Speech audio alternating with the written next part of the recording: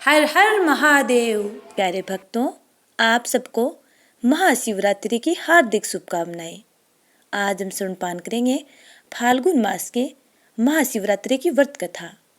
कथा शुरू करने से पहले यदि आपने चैनल को सब्सक्राइब नहीं किया है तो चैनल को सब्सक्राइब करें, बेल आइकन को जरूर दबा लीजिएगा ताकि आगे आने वाली वीडियो की नोटिफिकेशन आप तक टाइम पर पहुंचते रहें। आइए कथा सुनपान करते हैं। प्राचीन काल में चित्रभानु नाम का एक शिकारी था। जानवरों की हत्या करके वह अपने परिवार को पालता था। वह एक साहूकार का कर्जदार था, लेकिन उसका ऋण समय पर न चुका सका। क्रोधित साहूकार ने शिकारी को शिव मठ में बंदी बना लिया।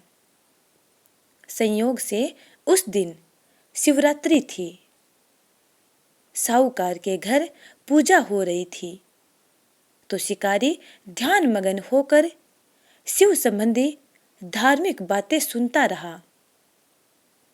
चतुर्दशी को उसने शिवरात्रि व्रत की कथा भी सुनी। शाम होते ही साहूकार ने उसे अपने पास बुलाया और ऋण चुकाने के विषय में बात की। शिकारी अगले दिन सारा ऋण लौटा देने का वचन देकर बंधन से छूट गया। अपने दिनचर्या की भांति वह जंगल में शिकार के लिए निकला, लेकिन दिन भर बंदी गृह में रहने के कारण भूख प्यास से व्याकुल था। शिकार खोजता हुआ वह बहुत दूर निकल गया। जब अंधेरा हो गया तो उसने विचार किया कि रात जंगल में ही बितानी पड़ेगी। वह वन में एक तालाब के किनारे एक बेल के पेड़ पर चढ़कर रात बीतने का इंतजार करने लगा। बिल्व वृक्ष के नीचे शिवलिंग था जो बिल्व पत्रों से ढका हुआ था। शिकारी को उसका पता न चला। पड़ाव बनाते समय उसने जो टहनियां तोड़ी वे संयोग से शिवलिंग पर गिरती चली गई। इस प्रकार दिन भर भूखे प्यासे शिकारी का व्रत भी हो गया और शिवलिंग पर बिल्व पत्थर भी चढ़ गए। एक पहर रात्रि बीत जाने पर एक गर्भिणी हिरनी तालाब पर पानी पीने पहुंची। शिकारी ने धनुष पर तीर चढ़ाकर जो ही प्रत्यंचा खींची, हिरनी बोली, मैं गर्भिणी हूं, शीघ्र ही प्रसव करूंगी। तुम एक साथ 2 जीवों की हत्या करोगे, जो ठीक नहीं है। मैं बच्चे को जन्म देकर शीघ्र ही तुम्हारे समक्ष प्रस्तुत हो जाऊंगी, तब मार लेना। शिकारी ने प्रत्यंचा ढीली कर दी और हिरनी जंगली झाड़ियों में लुप्त हो गई। प्रत्यंचा चढ़ाने तथा ढीली करने के वक्त कुछ बिल्व पत्र अनायास ही टूटकर शिवलिंग पर गिर गए। इस प्रकार उससे अनजाने में ही प्रथम प्रहर का पूजन भी संपन्न हो गया। कुछ ही देर बाद एक और हिरनी उधर से निकली। शिकारी की प्रसन्नता का ठिकाना न रहा। समीप आने पर उसने धनुष पर बाण चढ़ाया। तब उसे देख हिरनी ने विनम्रता पूर्वक निवेदन किया, हे शिकारी, मैं थोड़ी देर पहले ऋतु से निवृत्त हुई हूं, कामातुर विरहिणी हूं, अपने प्रिय की खोज में भटक रही हूं। मैं अपने पति से मिलकर शीघ्र ही तुम्हारे पास आ जाऊंगी। शिकारी ने उसे भी जाने दिया। 2 बार शिकार को खोकर उसका माथा ठनका। वह चिंता में पड़ गया। रात्रि का आखिरी पहर बीत रहा था। इस बार भी धनुष से लगकर कुछ बेलपत्र शिवलिंग पर जा गिरे तथा दूसरे प्रहर की पूजन भी संपन्न हो गई। तभी एक अन्य हिरनी अपने बच्चों के साथ उधर से निकली। शिकारी के लिए यह स्वर्णिम अवसर था। उसने धनुष पर तीर चढ़ाने में देर नहीं लगाई। वह तीर छोड़ने ही वाला था कि हिरनी बोली, हे शिकारी, मैं इन बच्चों को इनके पिता के हवाले करके लौट आऊंगी। इस समय मुझे मत मारो। शिकारी हंसा और बोला, सामने आए शिकार को छोड़ दूं, मैं ऐसा मूर्ख नहीं हूं। इससे पहले मैं 2 बार अपना शिकार खो चुका हूं। मेरे बच्चे भूख प्यास से व्यग्र हो रहे होंगे। उत्तर में हिरनी ने कहा, जैसे तुम्हें अपने बच्चों की ममता सता रही है, ठीक वैसे ही मुझे भी। हे शिकारी, मेरा विश्वास करो, मैं इन्हें इनके पिता के पास छोड़कर तुरंत लौटने की प्रतिज्ञा करती हूँ। हिरनी का दीन वचन सुनकर शिकारी को उस पर दया आ गई। उसने उस मृगी को भी जाने दिया। शिकार के अभाव में तथा भूख प्यास से व्याकुल शिकारी अनजाने में ही बेल वृक्ष पर बैठा बेल पत्र तोड़ तोड़कर नीचे फेंकता जा रहा था। ब्रह्म मुहूर्त होने को हुआ तो एक हष्ट-पुष्ट मृग उसी रास्ते पर आया। शिकारी ने सोच लिया कि इसका शिकार वह अवश्य करेगा। शिकारी की तनी प्रत्यंचा देखकर मृग विनीत स्वर में बोला, हे शिकारी, यदि तुमने मुझसे पूर्व आने वाली 3 मृगियों तथा छोटे छोटे बच्चों को मार डाला है, तो मुझे भी मारने में विलंब न करो, ताकि मुझे उनके वियोग में एक क्षण भी दुख न सहना पड़े।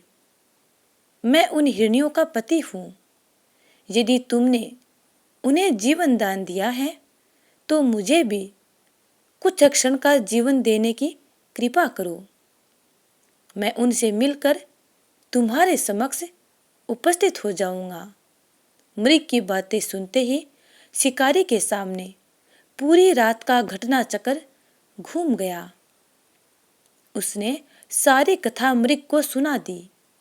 तब मृग ने कहा, मेरी 3 पत्नियां जिस प्रकार प्रतिज्ञाबद्ध होकर गई हैं, मेरी मृत्यु से अपने धर्म का पालन नहीं कर पाएंगी। अतः जैसे तुमने उन्हें विश्वास पात्र मानकर छोड़ा है, वैसे ही मुझे भी जाने दो। मैं उन सब के साथ तुम्हारे सामने शीघ्र ही उपस्थित होता हूँ। शिकारी ने उसे भी जाने दिया। इस प्रकार प्रातः हो आई। उपवास, रात्रि जागरण तथा शिवलिंग पर बेलपत्र चढ़ने से अनजाने में ही सही, पर शिवरात्रि की पूजा पूर्ण हो गई। अनजाने में ही की हुई पूजन का परिणाम उसे तत्काल मिला। शिकारी का हिंसक हृदय निर्मल हो गया। उसमें भगवत शक्ति का वास हो गया। थोड़ी ही देर बाद वह मृग सपरिवार शिकारी के समक्ष उपस्थित हो गया, ताकि वह उनका शिकार कर सके। किंतु जंगली पशुओं की ऐसी सत्यता, सात्विकता एवं सामूहिक प्रेम भावना देखकर शिकारी को बड़ी ग्लानि हुई। उसने मृग परिवार को जीवन दान दे दिया। अनजाने में शिवरात्रि के व्रत का पालन करने पर भी शिकारी को मोक्ष की प्राप्ति हुई। जब मृत्यु काल में यमदूत उसके जीव को ले जाने आए, तो शिव गुणों ने तथा शिकारी को शिवलोक ले गई। शिवजी की कृपा से ही अपने इस जन्म में राजा चित्रभानु अपने पिछले जन्म को याद रख पाए तथा महाशिवरात्रि के महत्व को जानकर उसका अगला जन्म में भी पालन कर पाए और भोलेनाथ की कृपा से उनकी हर मन इच्छा पूरी हुई। हे भोलेनाथ, जिस प्रकार आपने राजा चित्रभानु की मन इच्छा पूर्ण की, वैसे ही अपने सब प्यारे भक्तों की मंगल कामनाएं पूर्ण करना। अब सुनते हैं शिव चालीसा। श्री गणेश गिरिजा सुवन, मंगल मूल सुजान, कहत अयोध्या दास तुम, देहु अभय वरदान। जय गिरिजापति दीन दयाला, सदा करत संतन प्रतिपाला। भाल चंद्रमा सोहत नीके, कानन कुंडल नागफनी के। अंग गौर सिर गंग बहाए, मुंड मालतन छार लगाए। वस्त्र खाल बागंबर सोहे, छवि को देख नाग मुनि मोहे। मैना मातु की हवै दुलारी, बाम अंग सोहत छवि नारी। कर त्रिशूल सोहत छवि भारी, करत सदा शत्रुन क्षयकारी। नंदी गणेश सोहे तह कैसे, सागर मध्य कमल है जैसे। कार्तिक श्याम और गणराऊ, या छवि को कही जात न काऊ। देवन जब ही जाए पुकारा, तब ही दुख प्रभु आप निवारा। किया उपद्रव तारक भारी, देवन सब मिली तुम ही जुहारी। तुरत सदानन आप पठायो, लव निमेष में मारी गिरायो। आप जलंधर असुर संहारा, सुयस तुम्हार विदित संसारा। त्रिपुरासुर सन युद्ध मचाई, सब हिम कृपा कर लीन बचाई। किया तपहिम भागीरथ भारी, पूर्व प्रतिज्ञा तसु पुरारी। दानेन महम तुम सम को नाहिम, सेवक स्तुति करत सदाहिम। वेद नाम महिमा तव गाई, एकत अनादि भेद नहीं पाई। प्रगट उदथी मंथन में ज्वाला, जरे सुरासर भय विहाला। कीनय दया तह करी सहाई, नीलकंठ तब नाम कहाई। पूजन रामचंद्र जब कीन्हा, जीत का लंक विभीषण दीना। सहस कमल में हो रहे धारी, कीनय परीक्षा तब हिम पुरारी। एक कमल प्रभु राखे उजोई, कमल नयन पूजन चह सोई। कठिन भक्ति देखी प्रभु शंकर, भय प्रसन्न दिए इच्छित वर। जय जय जय अनंत अविनाशी, कृत कृपा सबके घटवासी। दुष्ट सकल नित मोहि सतावे, भरमत रहे मोहि चैन न आवे। त्राही त्राही मैं नाथ पुकारो, यही अवसर मोहि आन उबारो। ले त्रिशूल शत्रुन को मारो, संकट से मोहि आन उबारो। मातु पिता भ्राता सब कोई, संकट में पूछत नहीं कोई। स्वामी एक है आस तुम्हारी, आए हरहु अब संकट भारी। धन निर्धन को देत सदाहिम, जो कोई जांचे वो फल पाहिम। स्तुति के ही विधि करूं तुम्हारी, क्षमहो नाथ अब चूक हमारी। शंकर हो संकट के नाशन, मंगल कारण विघ्न विनाशन। योगी यति मुनि ध्यान लगावे, नारद सारद शीस नवावे। नमो नमो जय नमो शिवाय, सुर ब्रह्मादिक पार न पाए। जो यह पाठ करे मन लाई, ता पार होत है शंभु सहाई। ऋनिया जो कोई हो अधिकारी, पाठ करे सो पावन हारी।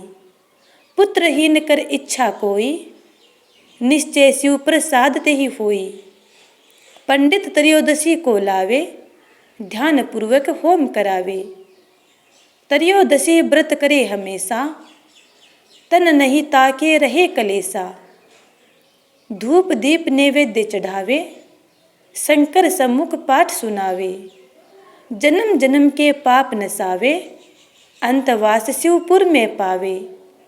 कहे अयोध्या आस तुम्हारी, जानी सकल दुख हरहु हमारी। नित नेम कर प्रातः ही, पाठ करो चालीसा, तुम मेरी मनोकामना पूर्ण करो जगदीश। मगसर छठी हेमंत ऋतु, संवत 64 जान, स्तुति चालीसा शिव ही, पूर्ण कीन कल्याण। तो प्यारे भक्तों, प्रेम से बोलिए जय भोलेनाथ।